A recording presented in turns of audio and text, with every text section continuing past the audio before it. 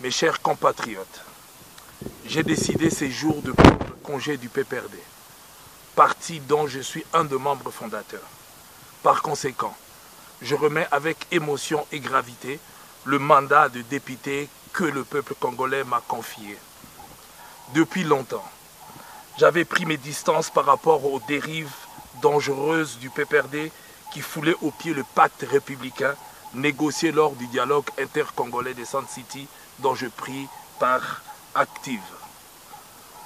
Au fil du temps, j'ai systématiquement dénoncé les décisions du pouvoir visant à violer la Constitution, les lois du pays, à confisquer les droits et libertés des citoyens, à instrumentaliser la justice, à réduire au silence toute forme de contradiction interne. Au cours de ces dernières années, tout a été mis en œuvre afin de couvrir la volonté d'un seul homme, de se maintenir en toute illégalité au pouvoir et lui permettre de prendre en otage le destin de la nation pour son ambition personnelle. En janvier 2015, je me suis opposé avec force à la modification de la loi électorale. À chaque instant, j'ai défendu avec acharnement le plus vulnérable, le veuve, les orphelins.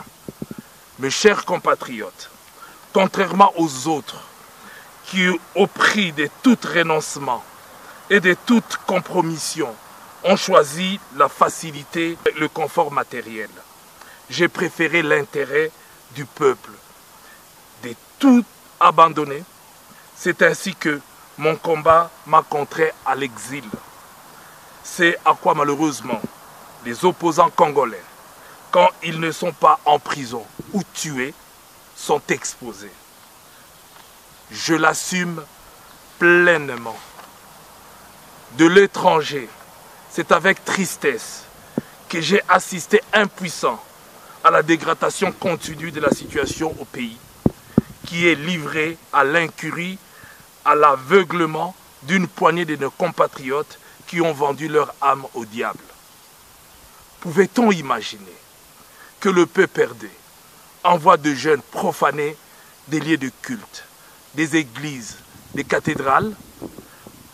Pouvait-on imaginer que le PPRD ne condamne pas les forces de sécurité qui tirent à balles réelles des manifestants aux mains nues, arrêtent des jeunes activistes, même des enfants, les torturent, les enferment dans des cachots clandestins? Pouvait-on imaginer que des ordres soient donnés pour prendre en otage les dépouilles de nos compatriotes sauvagement assassinés, de priver des familles de leur droit légitime d'accomplir leur deuil, voire d'assumer une sépulture décente à des Congolais dont le seul crime était de s'être levé contre la dictature? Pouvait-on imaginer un jour que nous tenions la comptabilité macabre des fausses communes à travers le pays?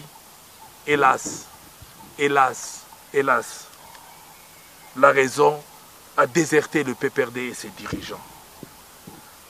Tout ce que je n'ai cessé de dénoncer au cours des dernières années s'est malheureusement vérifié.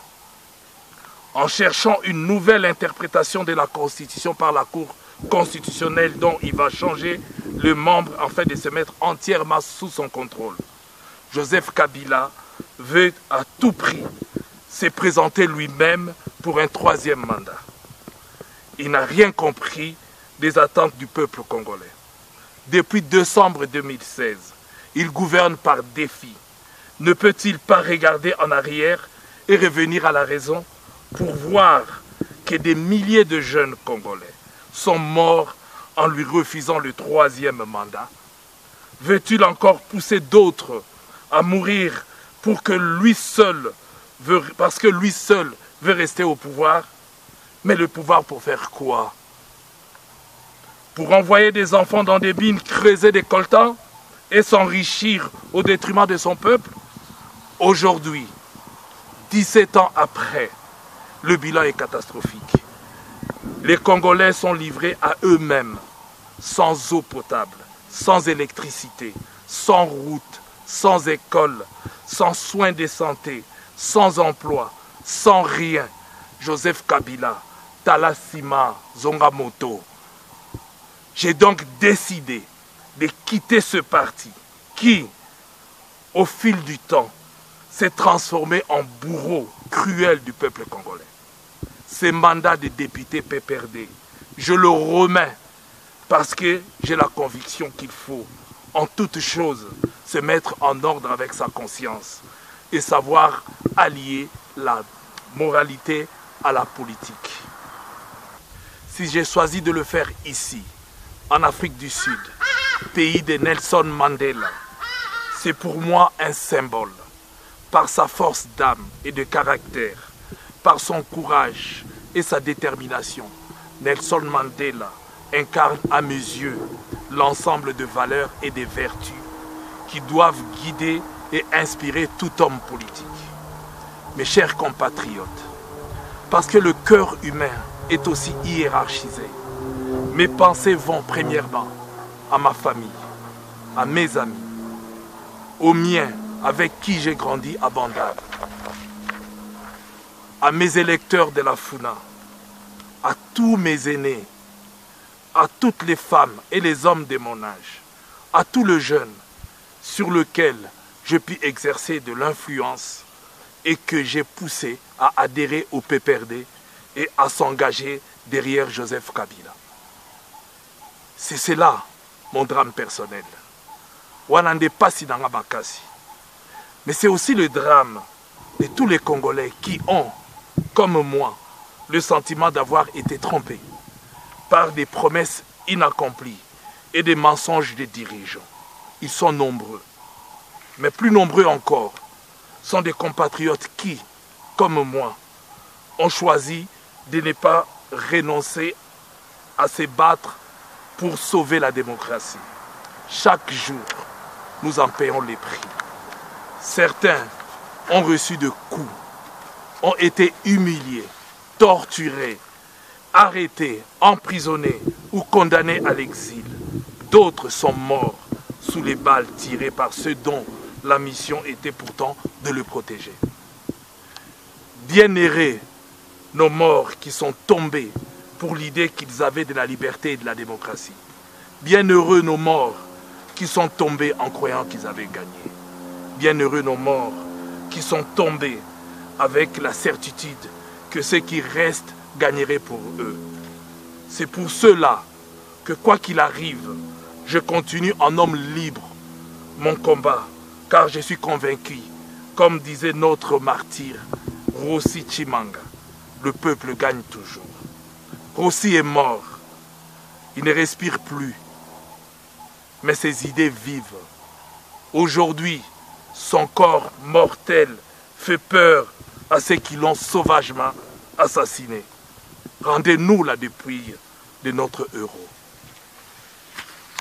En ce qui me concerne, soyez-en sûrs, je combattrai toujours en faveur du peuple congolais. Parce que toute politique qui est contraire à celle des intérêts du peuple est une politique de trahison et doit être combattue comme telle. Mes chers compatriotes, ceux qui m'ont élu savent que j'ai toujours agi en homme libre. C'est donc en homme libre, avec un esprit libre, que j'ai choisi de m'engager dans un nouveau combat politique. Car nous ne sommes condamnés ni à la servitude, ni à l'abaissement dans lequel mes compagnons d'autrefois veulent maintenir notre pays.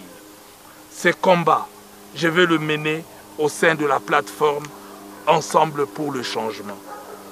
Parce que nous partageons un même socle de valeurs communes. Parce que nous avons une même volonté de rupture. Parce que nous avons foi à l'avenir de notre pays. Ces combats, je le poursuivrai aux côtés de mes compagnons qui, comme moi, soutiennent la candidature de Moïse Katumbi pour qu'il devienne notre prochain président de la République. Mon choix n'est que la suite logique de mon soutien à un homme aux côtés duquel j'ai pu depuis longtemps éprouver des qualités humaines managériales bien avant qu'il ne s'engage en politique.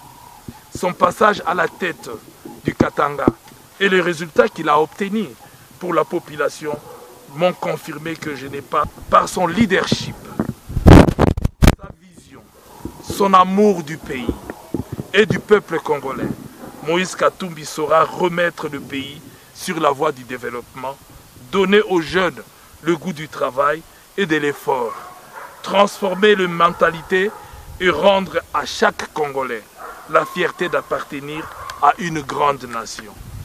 Mes chers compatriotes, si, comme moi, vous aimez passionnément le Congo, je vous invite à vous joindre à moi pour poursuivre jusqu'au bout le combat de la reconquête de nos libertés et de notre dignité. Que vive la démocratie, que le bon Dieu sauve la République démocratique du Congo. Je vous remercie.